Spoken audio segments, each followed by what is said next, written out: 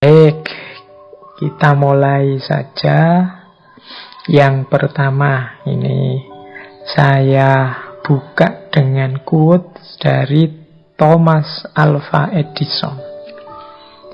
Teman-teman mestinya kenal ya, yang pernah sekolah dengan nama ini, Thomas Alva Edison.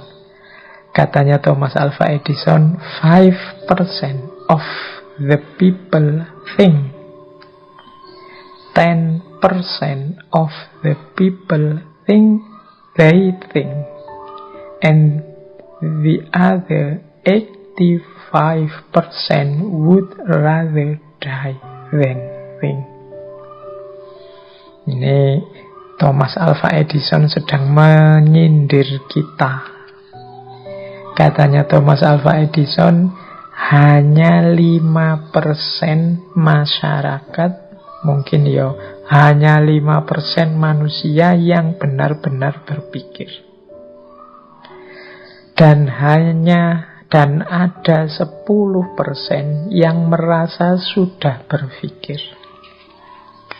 Jadi kalau manusia itu dihitung 100%-nya, yang serius mikir beneran itu cuma 5%.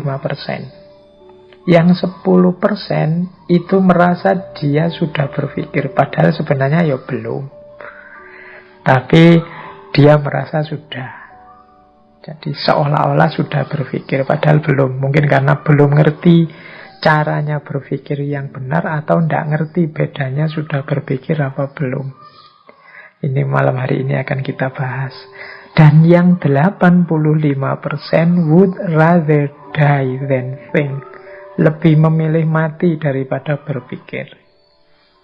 Ini maksudnya yang 80% itu tidak mau mikir, tidak mau capek-capek berpikir, tidak mau susah-susah ruwet-ruwet mikir. Jadi ini jumlahnya ternyata besar, 85%. Oke, ya ini anggap saja quotes-nya Thomas Alva Edison ini provokasi kepada kita, dorongan kepada kita. Mari kita masuk ke grup yang 5% tadi.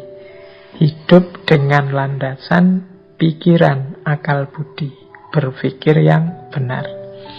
Maka malam hari ini mari kita belajar berpikir kritis. Bagian dari berpikir kritis itu sebenarnya sudah kita bahas sejak minggu pertama. Ketika kita bertanya secara tepat, itu menunjukkan bahwa kita sudah mampu berpikir kritis.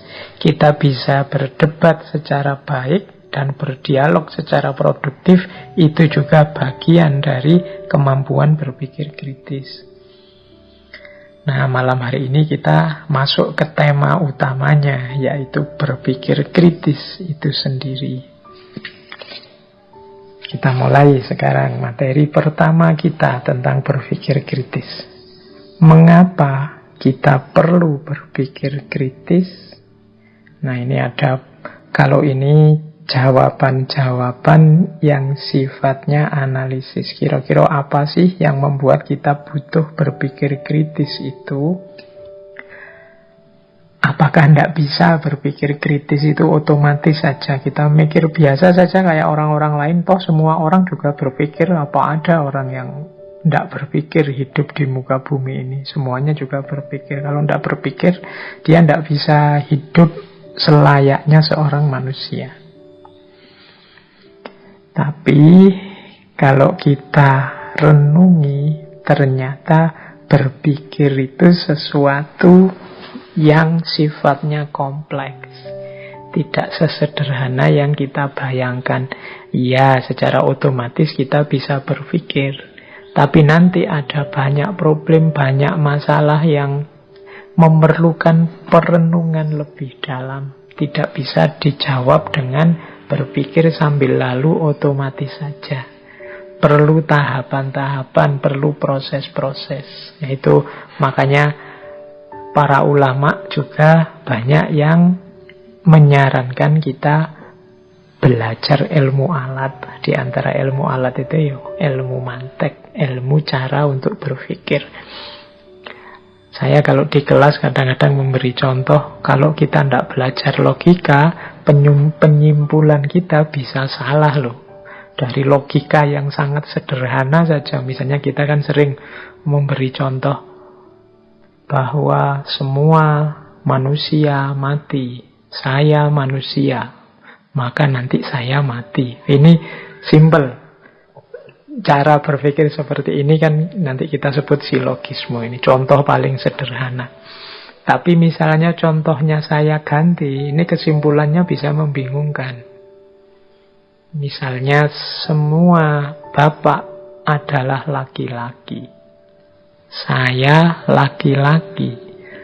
Oh, itu kalau pakai teori tadi kesimpulannya berarti kalau begitu saya bapak.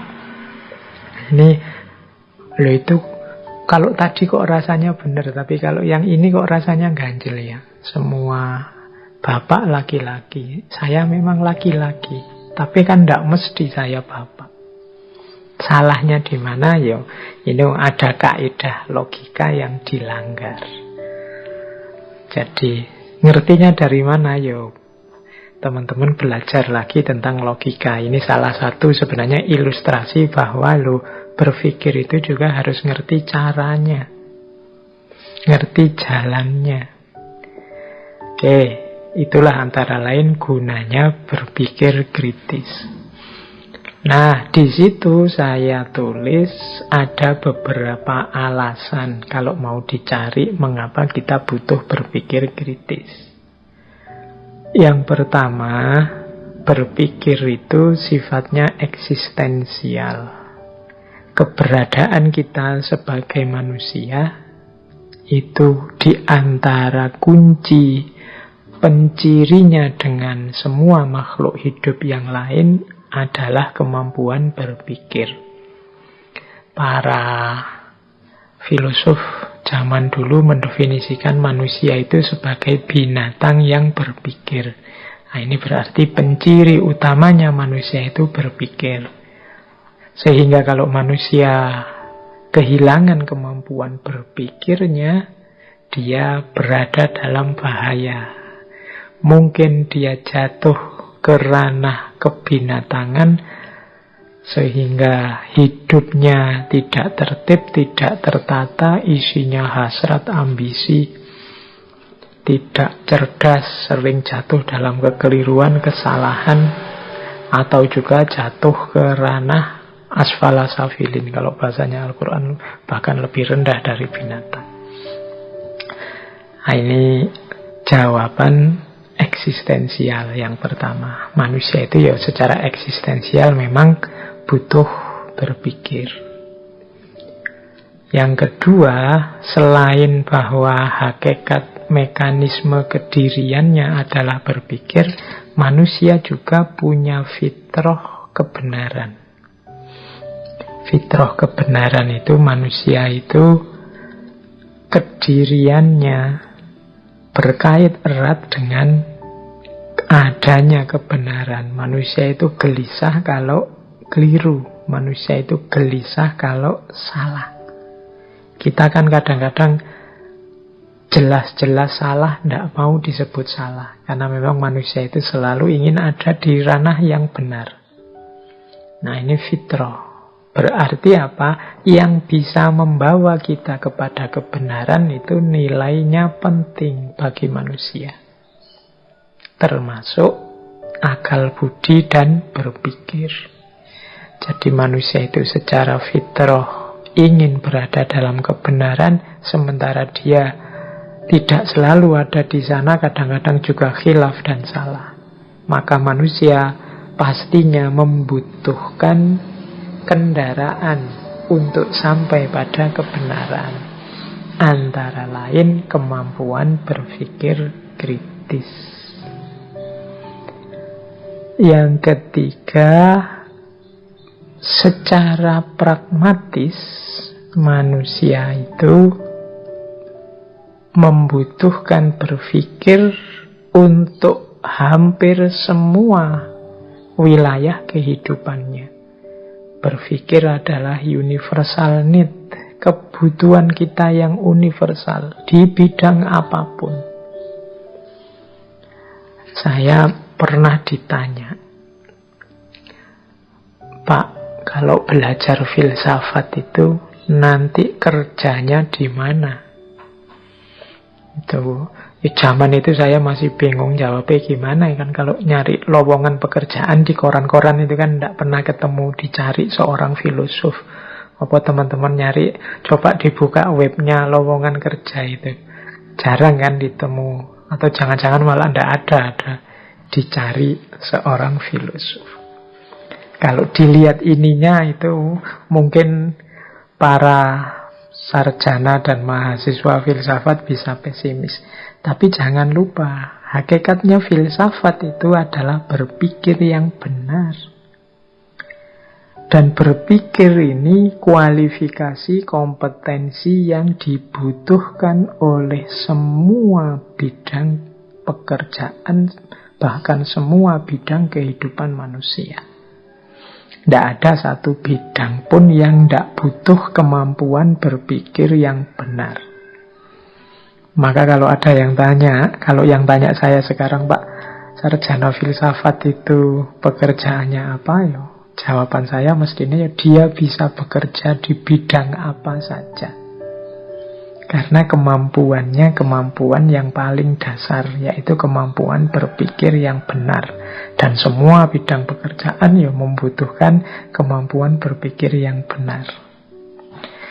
Sehingga dia disebut universal need. Nah ini kalau ada yang tanya ya, mengapa kita butuh berpikir kritis? Ya karena setiap bidang pekerjaan, setiap dimensi hidup kita membutuhkan tanggapan kemampuan berpikir yang benar. Yang keempat, mengapa kita butuh berpikir yang benar? Karena hidup ini dinamis, hidup ini plural, macam-macam. Satu kebenaran mungkin cocok di sini, tidak cocok di sana. Cocok sekarang, tidak cocok untuk besok. Sehingga manusia tidak bisa berhenti di satu titik kebenaran. Dia butuh terus-menerus mengolah kebenaran itu agar senantiasa sesuai untuk hidupnya. Berarti berpikir kritis itu kebutuhan manusia untuk beradaptasi dalam hidupnya. Kalau dulu memang cocoknya begini, tapi sekarang tidak bisa lagi begini, harus begitu loh. Kemampuan seperti ini kan namanya kemampuan berpikir kritis. Kalau dulu yang seperti itu diperbolehkan, dianggap benar, tapi yang kalau sekarang tidak lagi, situasinya berubah. Kalau dulu kita rajin silaturahim, menemui saudara-saudara kita langsung ke rumahnya masing-masing, salaman, pelukan, cipika-cipiki, itu kelihatan menyenangkan, membahagiakan, indah. Sesuatu yang dianggap positif, benar. Tapi sekarang, zaman pandemi, ya kalau bisa tidak begitu lagi. Kalau kita nekat kemana-mana silaturahim, terus ketemu teman, salaman, cium tangan, cipika-cipiki, dan seterusnya, ya resikonya bisa dibubarkan polisi, bisa akhirnya kita kena corona. Situasinya berubah. Tanggapan berpikirnya juga harus berbeda. Ini namanya berpikir kritis. Itulah mengapa kita perlu berpikir kritis. Yang kelima, berpikir kritis itu berhubungan dengan kemampuan kita untuk berefleksi. Berefleksi itu merenungi kehidupan kita. Dan kemampuan refleksi nanti berkait dengan pengembangan diri. Bagaimana kita hidup semakin baik, semakin baik, semakin baik. Ini perlu kemampuan berpikir yang mendalam, yang serius. Jadi ternyata berpikir kritis itu penting. Sebenarnya mau ngomong ini saja. Saya yakin teman-teman juga sudah tahu kalau berpikir kritis itu penting. Tapi tetap saya sampaikan. Siapa tahu sudah tahu tadi hanya merasa sudah tahu. Padahal aslinya belum tahu. Kalau ditanya juga masih bingung.